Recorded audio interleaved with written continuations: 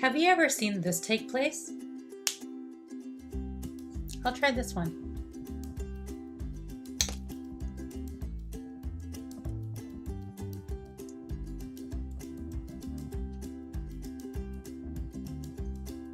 And didn't think much of it? Well, today we're going to talk about how to handle your testers and keep them clean. Are you ready? Let's get started.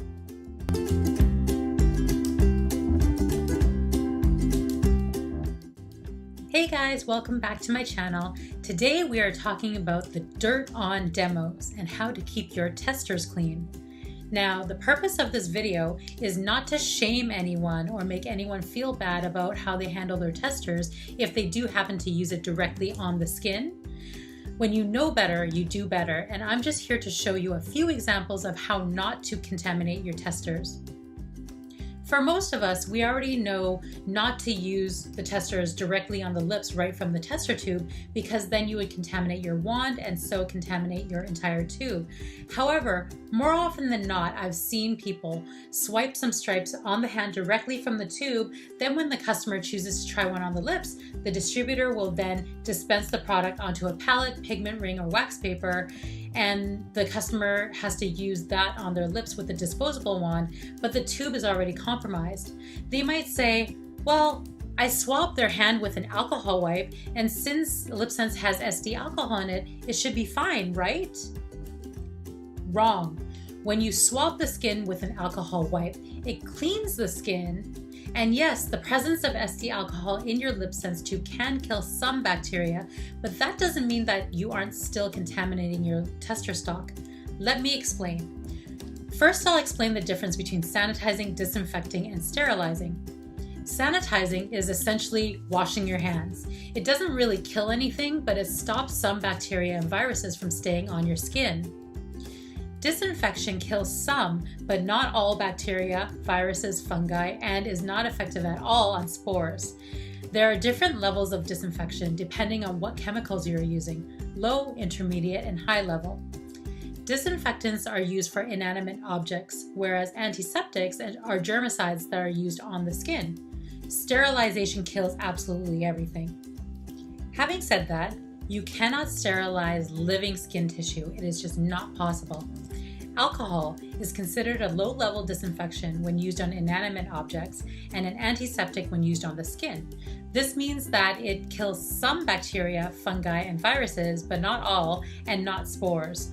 Also, when you're using the wand right on somebody's skin, you're getting their skin cells on the wand, then putting those skin cells back into your tube, contaminating the rest of your tube. Now you're going to use that contaminated product on someone else's mouth? Gross. Anyway, like I said earlier, when you know better, you do better. So now that you all know this, you can't unknow it. So now all you can do is do better. Anything that touches your client's skin needs to be disinfected or disposable. I believe in being the change. So even if I don't have to be as clean as I am, I still choose to be.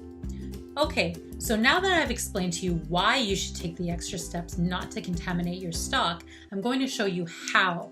Here are a few ways to keep your testers ick-free. The first and easiest way is to just always use disposable wands, never double dipping them. Give your client a new wand for each layer and just toss them out after. Easy peasy, right? But it does soak up a whole lot of product, not to mention going through a whole whack of wands.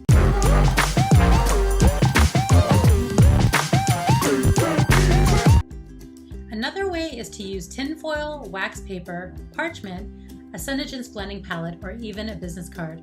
Pre-cut them into small squares and dispense your product onto the paper, and use one saturated disposable wand for each customer. If you find you need to dispense more product and you're using the tester tube wand to do so, you may need to put the additional product on a part of the paper that hasn't already been touched. Otherwise, you can still contaminate your whole tube.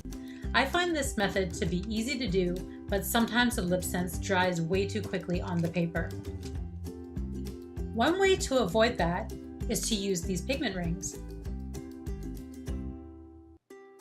Dispense your product into the well of the ring and saturate its disposable wand and you're good to go. If you need to add more product or change colors, however, you'll need to use a new ring to not cross-contaminate. I like this method, but it is an extra expensive buying the rings. They aren't that expensive, but they can add up. I do think they look the most professional out of all these methods. The last way I'm going to show you avoids the drying out problem and is less expensive than using the rings, and it's easier to carry around in my demo kit as well. Plastic straws.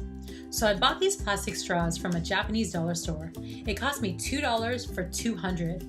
I cut each straw into 4 pieces and I store them in my demo kit with a disposable wand in them. So you want to take your straw and fold it so that you have about a 1 centimeter opening and pinch the fold with your fingers. Now you can dispense the product right into the straw and saturate a disposable wand and go at her.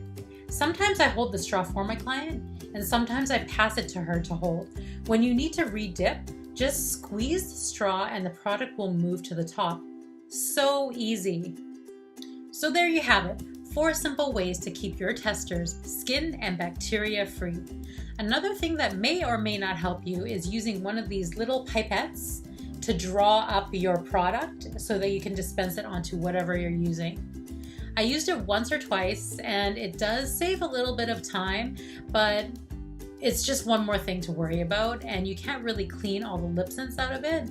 So either you have to keep one for each color tester that you have, or you have to use a brand new one every time. So meh.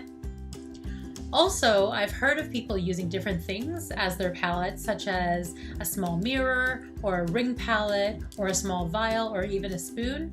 That's all cool too, but I'm lazy, so my preference is to use the straw method because it's the most bang for my buck. It doesn't dry out as easily as something flat, and there is nothing to wash after. Now, after they have applied their color, I opened up a glossy sample packet and I either give them a new clean wand to apply it with, or I have them apply it with their finger.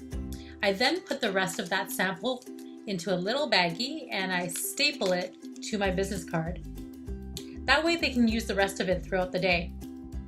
And that, my friends, is how I keep my testers clean. I do hope this video was helpful for you, and if you have another awesome way to do your demos that I haven't already mentioned, please tell me what you do in the comments. I would love to know. Thank you so much for watching this video. I do hope you liked it, and if so, please hit the like button or write me a comment or share it with your team. If you don't have a team yet because you aren't a distributor but you would like to be, hit me up and I will get you all sorted out. If you want to see more videos or random wackiness, please subscribe to my channel, or you can follow me on Instagram or my Facebook page or my Facebook group.